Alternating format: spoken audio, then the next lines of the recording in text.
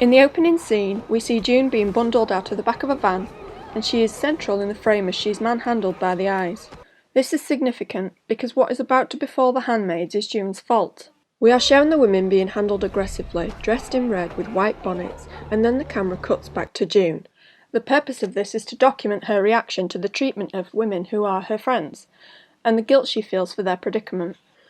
Atwood originally dressed the handmaids in red as a symbol of fertility, and, as Paul Coates explains in his journal on the dialectics of colour in film, the Old Testament asserts the blood is the life, its emergence often preceding either the symbolic blackness of death or the pallor of the blood-drained body, or else staining the whiteness of a sheet with the menstrual marker of virginity, fertility.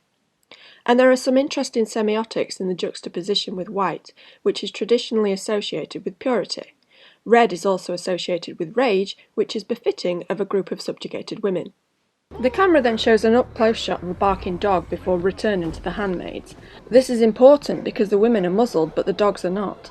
It demonstrates the women's place in the hierarchy along with their dehumanization because they have less freedom than animals.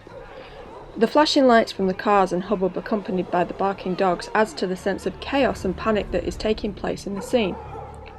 The music used features sharp crescendos that are quite uncomfortable to the ear.